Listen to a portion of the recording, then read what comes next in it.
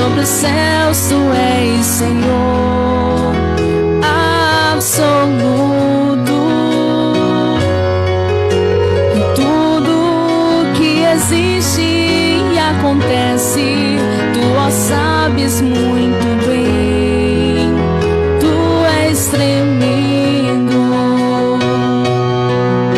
mas apesar dessa glória que tens, tu te importas comigo também.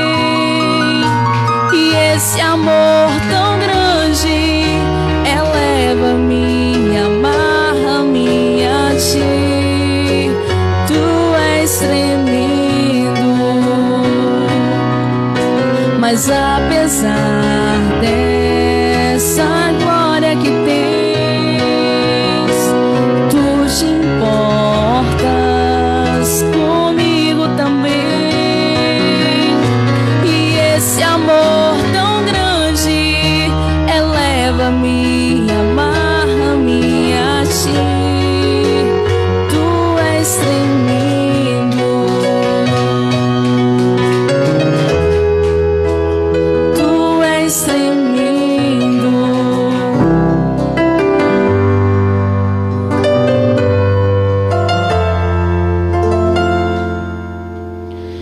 É chegada a hora de agradecer. É chegado o momento de cantar, que até agora só te fez sofrer. Está com o tempo esgotado pra acabar. Deus vai curar suas feridas, e até quem não acredita vai passar a entender que nas horas mais difíceis você não lutou sozinho. O teu Senhor te fez vencer. Não precisas mais chorar, Jesus enxuga suas lágrimas agora. Comece a louvar, Ele já mudou o fim da sua história. No seu nome há poder, muralhas e barreiras faz cair ao chão. Tome posse da vitória, meu irmão. Os anjos se levantaram do céu, estão descendo pra te socorrer. O Todo-Poderoso já ouviu você, e agora o seu pedido veio atender. O Senhor te deu vitória, outra vez seu inimigo foi envergonhado. Fugiu em disparada ao te ver assentado. A mesa que Deus preparou pra você, só pra você. Não precisas mais chorar, Jesus enxuga suas lágrimas agora. Comece a louvar, Ele já mudou o fim da sua história. No seu nome há poder, muralhas e barreiras faz cair ao chão. Tome posse da vitória, meu irmão. Os anjos se levantaram do céu, estão descendo pra te socorrer. O Todo-Poderoso já ouviu você, e agora o seu pedido veio atender. O Senhor te deu vitória, outra vez seu inimigo foi envergonhado. Fugiu em disparado a te ver assentado. A mesa que Deus preparou pra você, só pra você.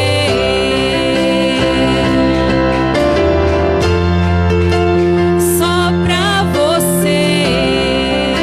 Que bom estar aqui de volta, né? Aleluia.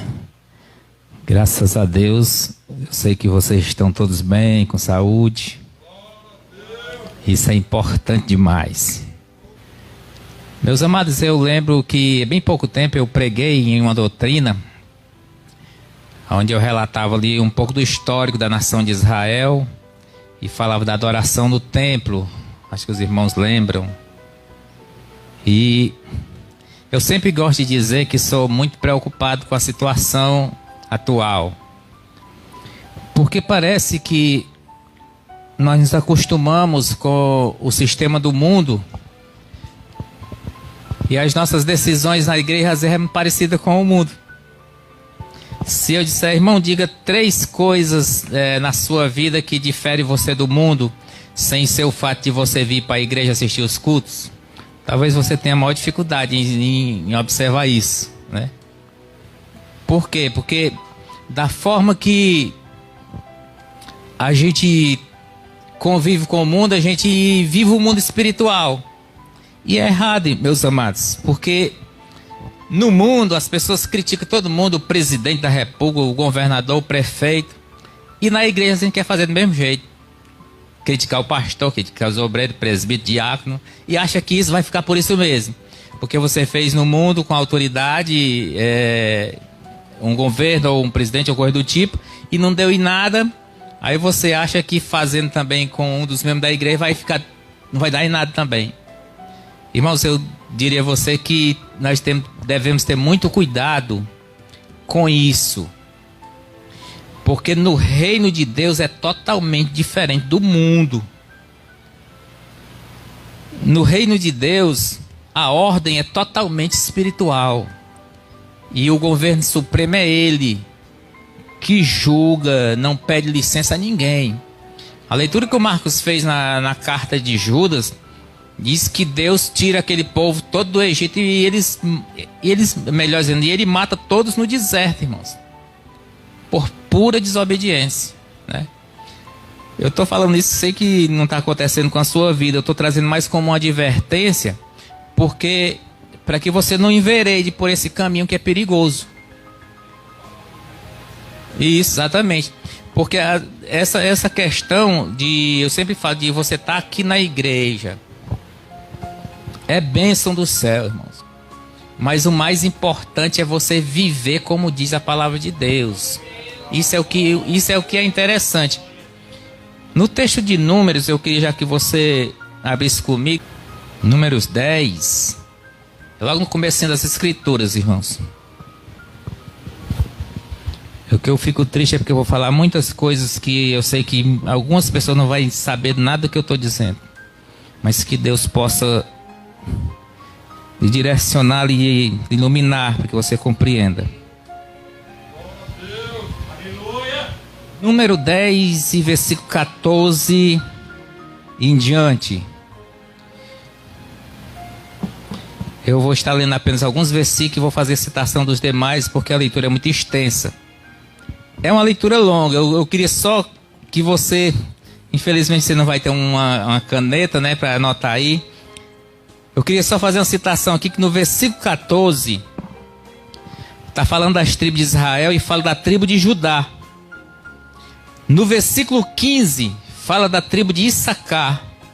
Versículo 16 fala da tribo de Zebulon. Versículo 18 fala da tribo de Ruben.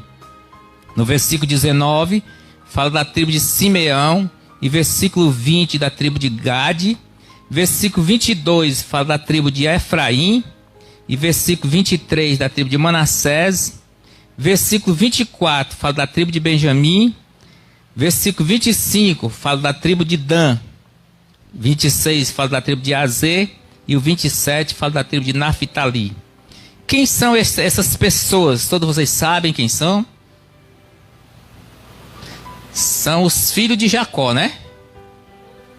Os filhos de Jacó. E aqui tem os filhos de José, que são as tribos de Israel.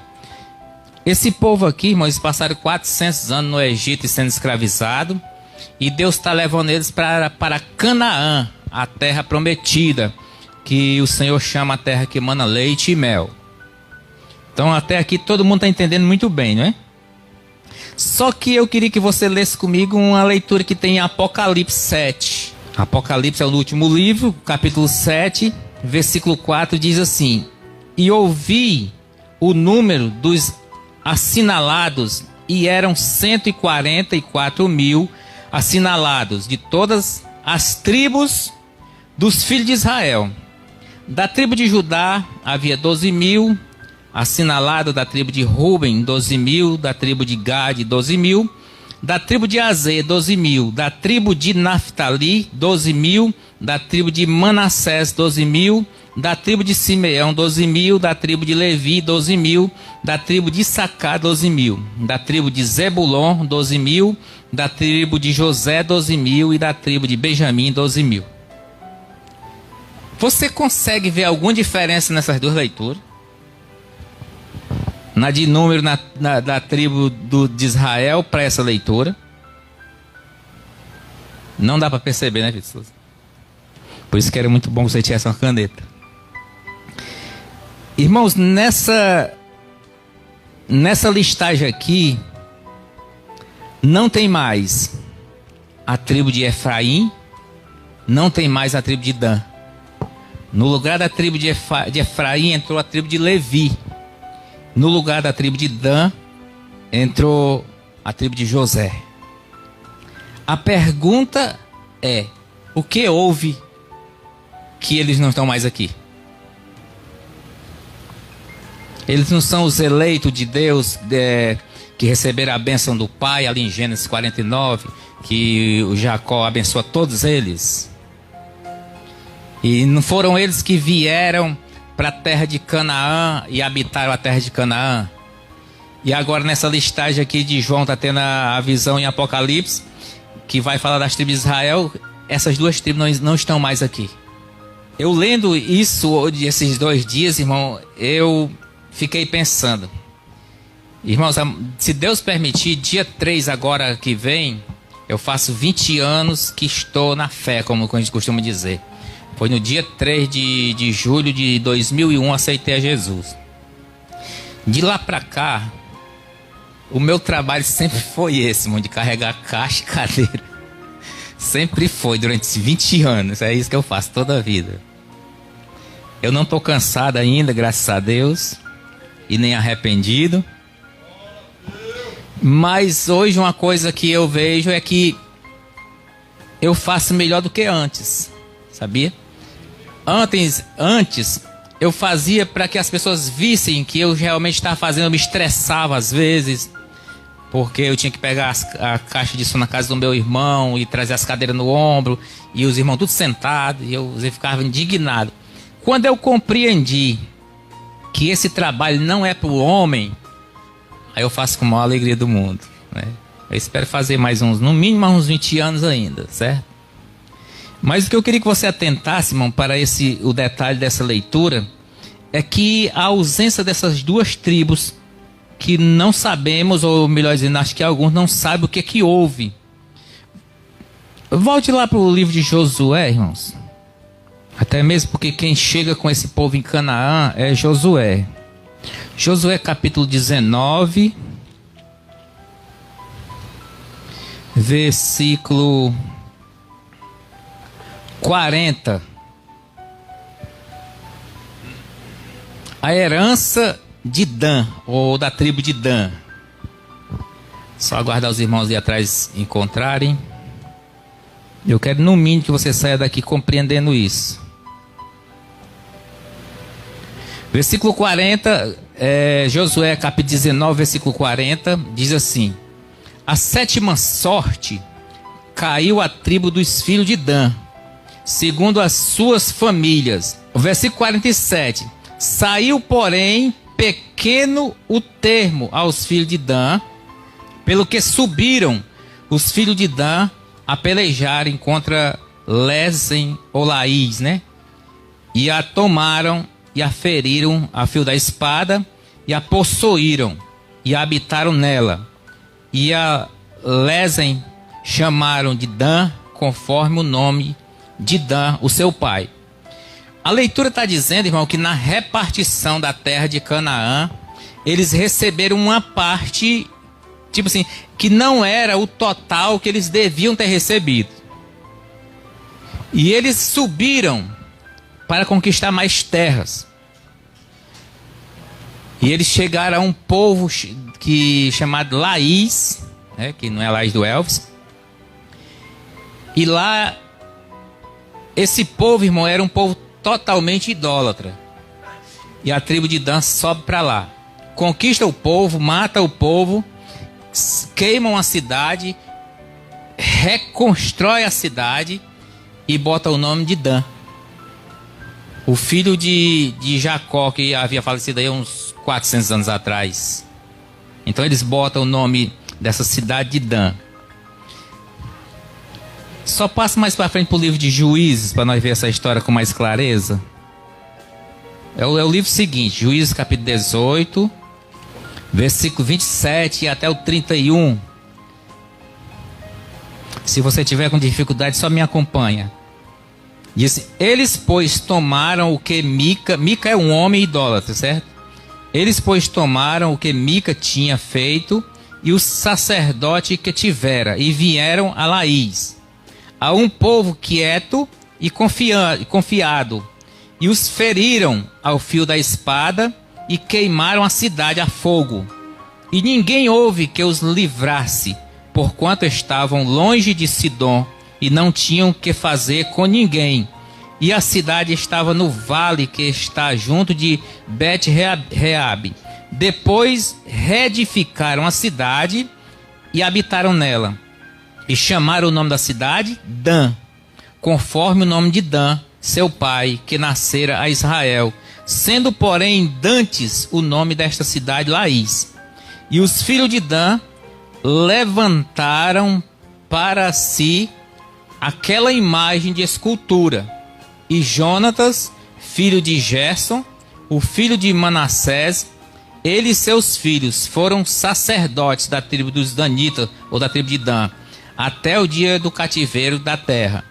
Assim, pois, a imagem de escultura que fizera Mica, estabeleceram para si todos os dias que a casa de Deus esteve em Siló. Olha, irmão, como isso é interessante.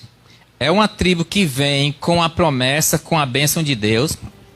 Só que quando eles chegam na terra de Canaã, eles se extraviam.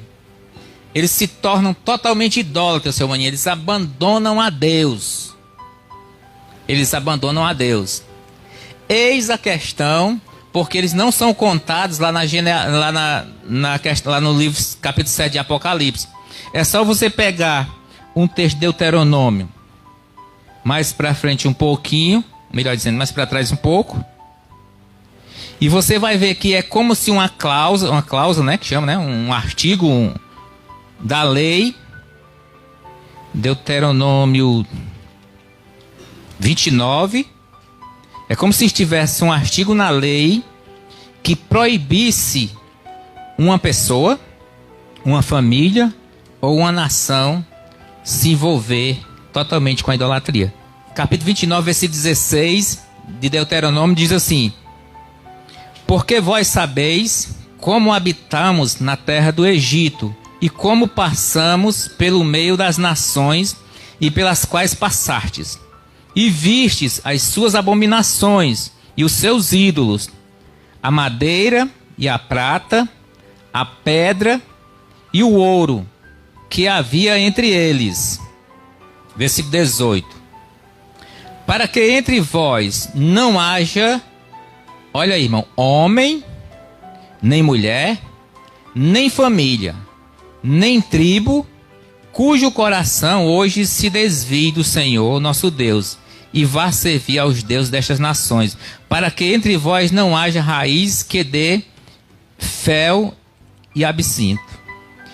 E aconteça que, ouvindo as palavras desta maldição, se abençoe no seu coração, dizendo: terei paz, ainda que ande conforme o bom parecer do meu coração, para acrescentar a sede e a bebedice. E o versículo 20: o Senhor não lhe quererá perdoar, e o Senhor não lhe quererá perdoar, mas então fumegará a ira do Senhor e o seu zelo sobre a tal homem, e toda maldição escrita neste livro jazerá sobre ele, e o Senhor apagará o seu nome de debaixo do céu. É isso que acontece com a tribo de Dan. Talvez você queira dizer assim, irmão, mas eles não sabiam. Um detalhe curioso, irmãos, é porque o texto de Juízes, parece que é capítulo 2, versículo 10, vai dizer que, passados-se os anos que eles estavam ali em Canaã, se levanta uma nação que não conhece os feitos dos que o Senhor havia feito do Egito até a terra de Canaã. Ou seja, se levanta uma nação que não conhece o Senhor.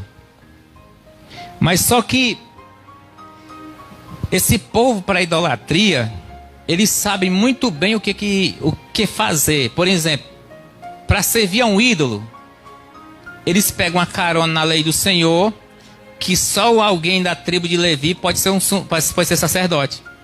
E é exatamente o que eles fazem. Eles constroem uma imagem de escultura, e alguém da tribo de Levi, que é idólatra, claro, é o sacerdote. Porque eles entendem que outra pessoa não pode ser sacerdote.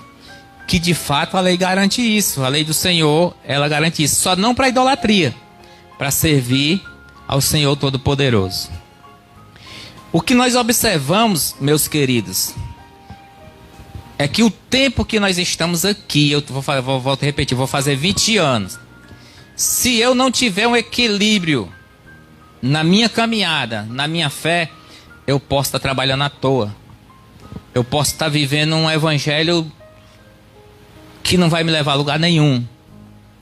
Porque muitas vezes nós relaxamos e achamos que a quantidade de dias, de anos que nós temos de fé, o cargo que se tem na igreja, isso garante a nossa vida espiritual.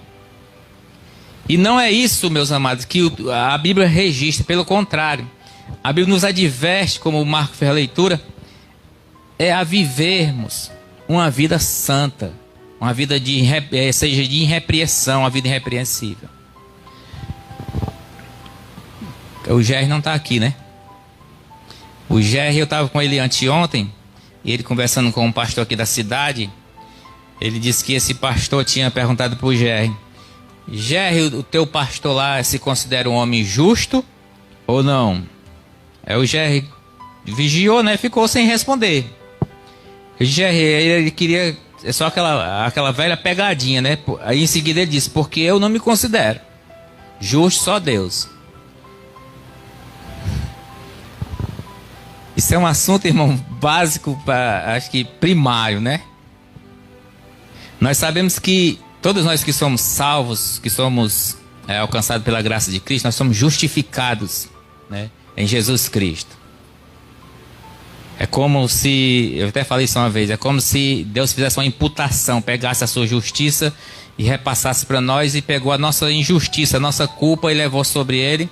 É por isso que o apóstolo Paulo vai a uma citação de Colossenses 2 e 13, ou 14, que encrava na cruz a cédula de acusação que havia contra nós. Então em Cristo nós somos justos, justificados, não é isso? Então as consequências, meus amados, de abandonar a Deus é as piores possíveis. Na nossa caminhada espiritual, eu sempre estou advertindo, há renovo todos os dias.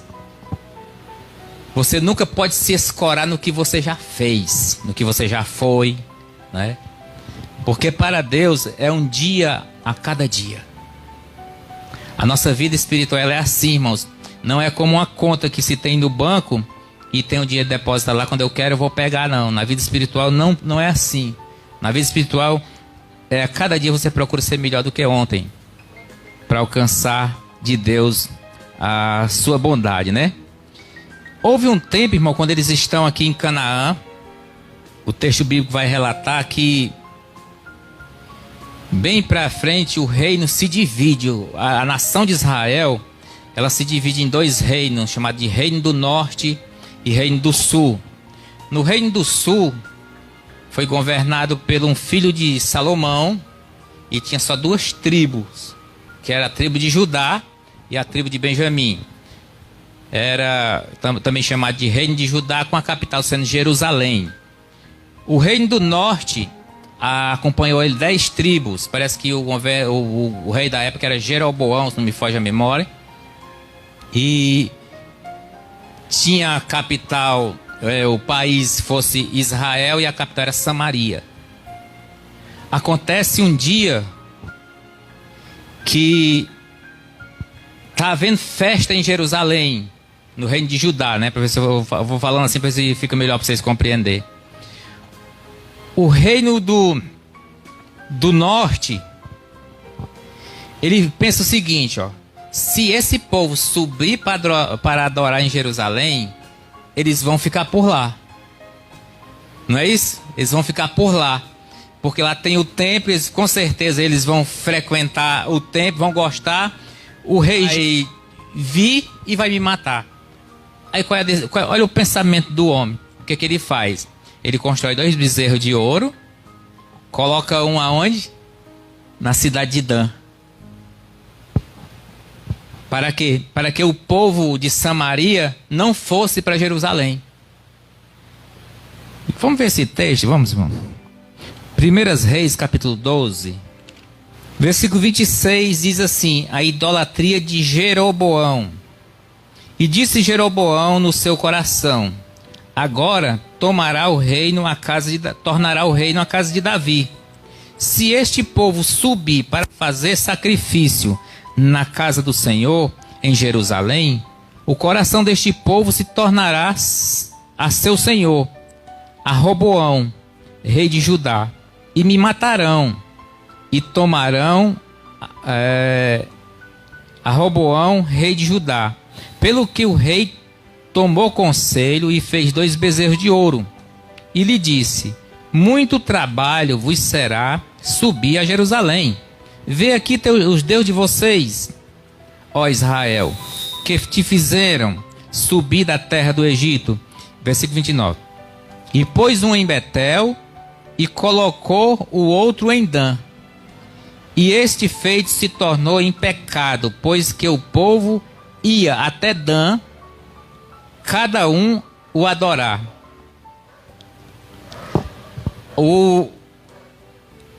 Parece que a maldição, irmão, da idolatria caiu por completo na vida dos familiares de Dan, né? Tanto que aqui, na cidade em que eles habitam, agora o rei Jeroboão coloca um bezerro de ouro, para que ninguém se ausente mais das imediações de Samaria para ir a Jerusalém. O interessante é que ninguém vê em nenhum contexto uma reação favorável de arrependimento para que essas pessoas voltem atrás. Parece que eles estão confortáveis na sua vida distante de Deus. Olhe que é o Deus que tirou eles do cativeiro, irmãos, e trouxe com mão forte os seus descendentes até Canaã. Nem isso é o suficiente para que eles possam lembrar de que um dia na história aconteceu esse feito extraordinário de Deus. Eles continuam irreversíveis, com o coração endurecido e idólatra constantemente. Posteriormente, se levanta um profeta chamado Oséias. E Oséias, irmãos, no livro de Oséias é um caso interessante. É um convite que ele faz ao arrependimento e ao mesmo instante anuncia um julgamento. Quando Oséias profetiza, no capítulo 4, versículo 17, Oséias vai dizer que Dan está entregue totalmente, melhor dizendo, que Efraim está entregue totalmente à idolatria. Lembre-se, tem 2 tribos que não constam em Apocalipse: Dan e Efraim. O livro de Oséias diz que eles estão entregues totalmente à idolatria e não voltam atrás. Quando nós chegamos no capítulo 6 de Oséias, ele vai fazer um convite ao povo ao arrependimento e dizer que esse povo conheça Deus e prossiga conhecendo esse Deus. Por quê? Porque ele entende que esse Deus vai agir com misericórdia. É um Deus justo que vai julgar, mas que nessa situação pode agir com misericórdia com aqueles que se arrependem. Se eu disser para você que obstinados, eles não se arrependem.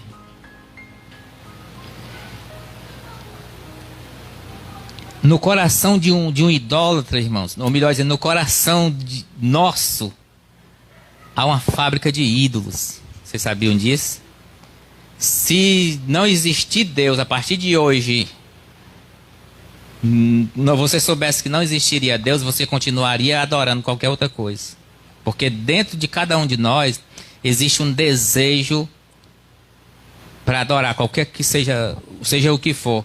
Lembra que quando Adão ele peca e desobedece a Deus, com uma condição de que ele seria igual a Deus, que era a promessa, né, que o diabo fez a ele. A partir desse dia, o que nós percebemos pelas Escrituras é que Deus, de Adão a Noé, Deus julga aquele povo, mata todos. Nós percebemos que de Noé a Torre de Babel, Deus julga novamente o povo e espessa ele pela terra. Nós entendemos pelas Escrituras que de Babel ao Egito ou à terra de Canaã, Deus mata todos pelo deserto. Talvez você me pergunte, mas que Deus é esse, né? Que mata aqueles a quem ele chama. Por causa de uma coisa: a desobediência que há dentro do ser humano. Se você pegar o contexto do Egito até Canaã, os milagres que Deus fez com aquele povo, irmãos, e eles ainda são condenados a morrerem no deserto, é porque o coração do ser humano sem Deus, ele é um verme. Eu fiquei muito feliz quando o Daniel, jovem, ele trouxe aquela saudação naquele culto passado, irmãos. A realidade é aquela de mesmo. Sem a graça, o Daniel acabou com a gente, não foi? Ele falou tudo que realmente a nossa natureza deseja. A Cristiane até diz: Devaldo, acho que ele passou muito tempo falando do pecado e pouco tempo da graça. Ele disse: minha filha, mas o objetivo é esse mesmo. O objetivo é esse mesmo. É fazermos... É que nós compreendemos, irmão, que sem essa coisa que nós chamamos graça de Deus na nossa vida, nós não somos coisa nenhuma. Nós não somos coisa nenhuma. Se alguma coisa há de bom em nós, é Deus que deu. É Deus que deu, irmãos. Eu fico encabulado com essas coisas. Não está só nós aqui, não está sendo transmitido, né? Eu fico encabulado com essas coisas porque às vezes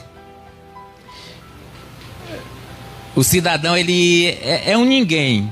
Ele se converte, ganha posição, às vezes ele é presbítero, ou pastor, ou coisa do tipo. Eu não conto as vezes que eu vi nessa igreja aqui. A pessoa entra, ele não fala com nenhum irmão, não dá nem a paz do Senhor. Ele se senta aqui em cima como se ele fosse alguém super importante. E que as pessoas são nada. Irmãos, tire a misericórdia de Deus da vida de uma pessoa. Ele não chega a lugar nenhum.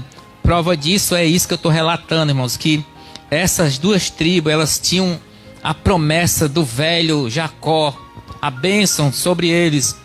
E mesmo assim se desviaram, se afastaram do caminho do Senhor.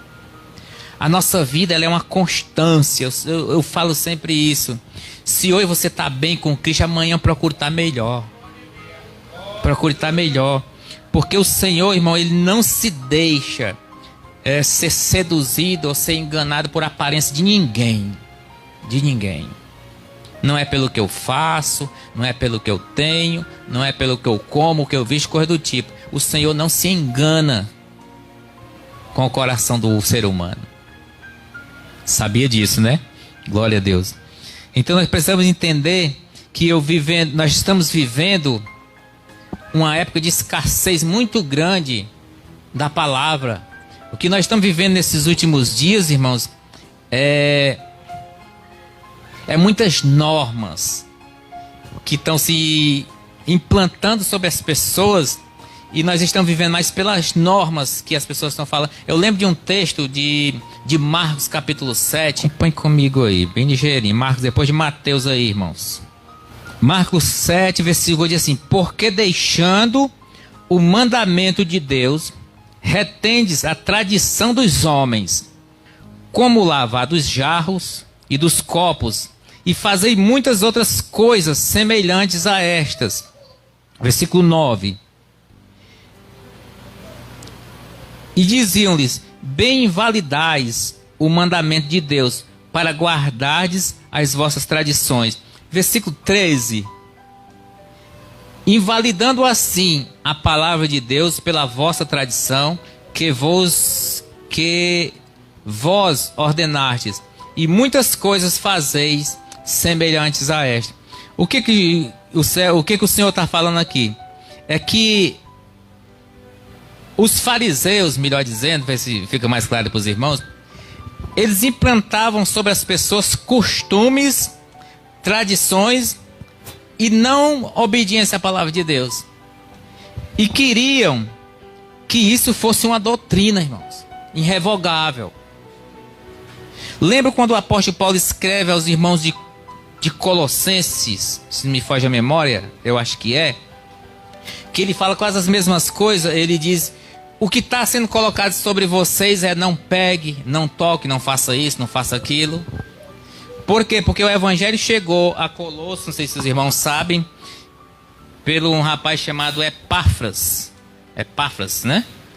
E ali se estabeleceu o evangelho, só que depois entra aqueles gaiatos que vê que o coração do ser humano é fragilizado mesmo, e começaram a ensinar costumes a coisas que não condiziam com a palavra de Deus.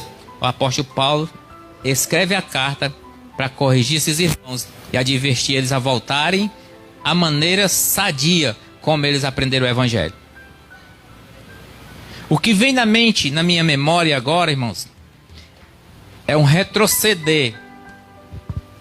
Porque a nossa mente parece que ela tem facilidade para esquecer das coisas. Você olha que José, que nós chamamos que as pessoas chamam de José do Egito, ele foi governador no Egito, sendo um absurdo para aquele país, um homem de outra nacionalidade governar o Egito, né? Só que a Bíblia em Êxodo, capítulo 1, versículo 9, vai dizer assim: e subiu um faraó ao poder que não conhecia nada do que José tinha feito. Parece uma coisa impossível, né? Mas o texto da Bíblia relata que subiu um faraó ao poder que não conhecia nada sobre José. Ou seja, a partir daquele dia, quando ele olhou, que disse: quem é esse povo no nosso meio, que está crescendo desordenadamente? Ele começa a escravizar o povo. Quando nós vemos para o Juízes 2:10, que eu até relatei, a Bíblia vai dizer assim: e se levantou uma nação que não conhecia nada de quem era Deus. É uma nação de Jefté, né? É uma nação de Gideão, de Jefté que faz voto precipitado e outras coisas mais, de pessoas que não conheciam quem era Deus. A minha pergunta é: que houve para que eles não conhecessem quem era Deus? Faltou eu, faltou você ensinando. Sabia? Se eu e você não começarmos a ensinarmos a palavra de Deus, vai se levantar uma geração, se é que não se levantou, uma geração que não conhece quem é Deus. O resultado de uma geração de um povo que não conhece quem é Deus é enveredar pelo caminho da idolatria. No livro de Êxodo, capítulo 20, uma pergunta que acho que vocês vão cair: qual é o primeiro mandamento? Todo mundo diz: é amar a Deus em todas as coisas. O primeiro mandamento, irmão, é não ter nenhum ídolo a não ser o Senhor, né? Êxodo 20, versículo 3 em diante, acho que fala mais ou menos isso. Porque são pessoas que esqueceram de que Deus era o seu Criador, de que é Deus que nos conduz pelos lugares mais remotos. Êxodo 20, versículo 3 diz assim: não terás outros deuses diante de mim, não farás para ti imagem de escultura, nem alguma semelhança do que há em cima nos céus, nem embaixo na terra, nem nas águas debaixo da terra. Não te encurvarás a elas, nem servirás, porque eu, o Senhor, teu Deus, sou Deus zeloso, que visito a maldade dos pais nos filhos até a terceira e quarta geração daqueles que me aborrecem. E faço misericórdia em milhares que me amam e guardam os meus mandamentos. Esse é o primeiro mandamento das Escrituras. Não ter outro Deus acima do Senhor. Abra comigo um texto aí, por favor, irmãos. Em Filipenses, capítulo 2, versículo 3. Diz assim: nada façais por contenda ou por vanglória, mas por humildade. Cada um considere os outros superior a si mesmo.